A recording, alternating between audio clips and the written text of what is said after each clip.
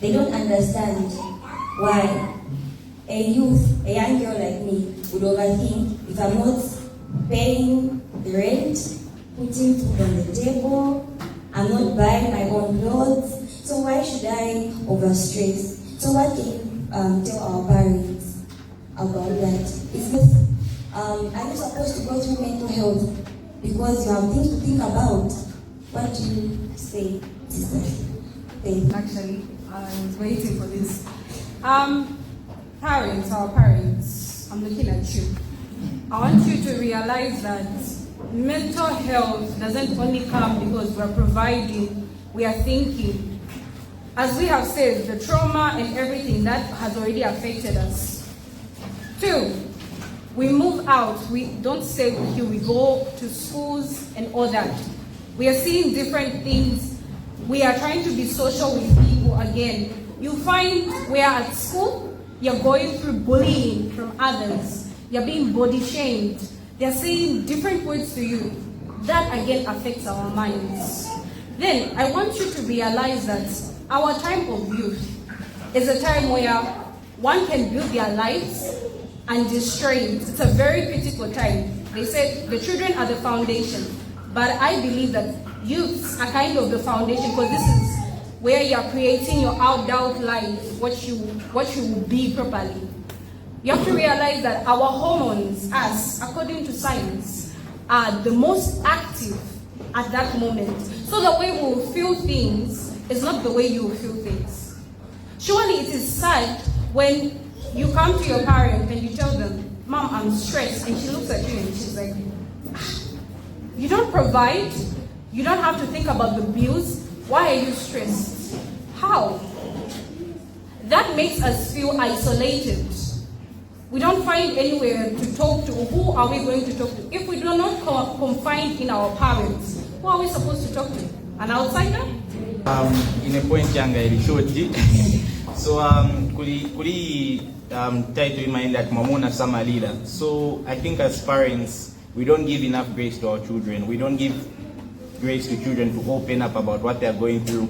Munga ma situations kuma school. Wamaenda ku school, venangu try to introduce to explicit material, venangu ma drugs, but ngatpakusha approach, you and always shan mausha. So my encouragement is to parents is to offer more grace to your children, build relationships with them that you're able to understand and how to deal with it. Munga doctor, ngatmaenda ku doctor, able kuuza ini so. So as parents, you know your children, you're able to properly give them the right words. Yes, discipline is important.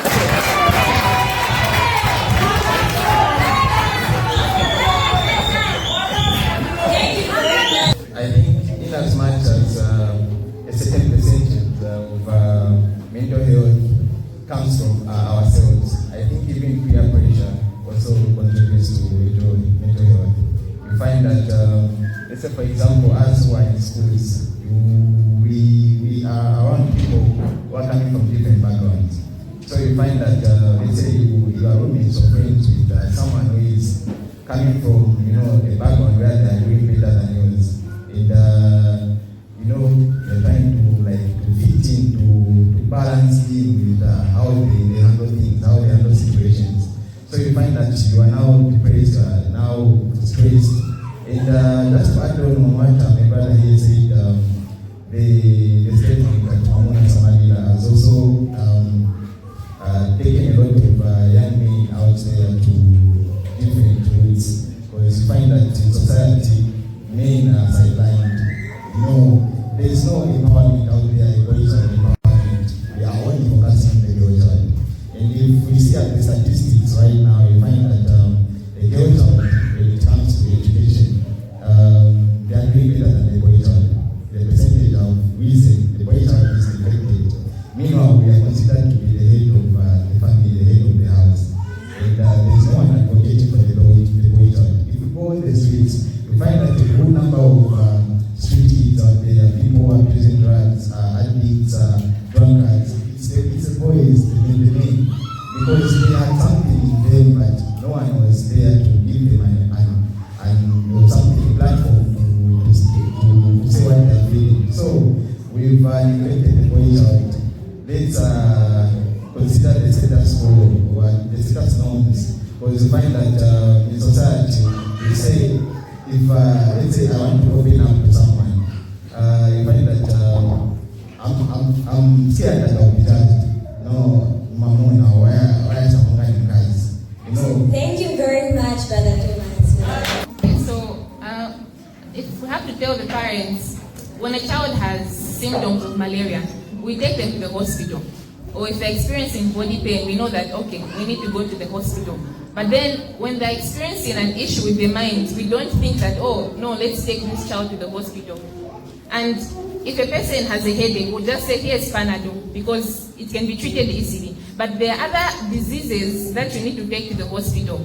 So just like mental health, sometimes we see some traits in our children. We know at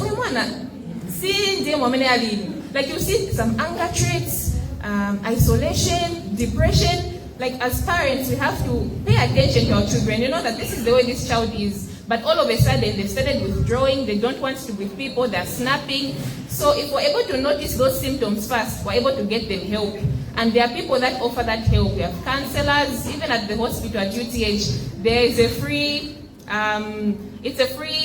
clinic where you can go and talk about depression. It's free, absolutely free. You can go and seek help, and they will help you, and they will prescribe medication that can help you to ease that depression. So I'm just encouraging parents to please encourage their children to open up and create a safe space for their children to be able to open up so that we can avoid certain things like suicide and self-harm.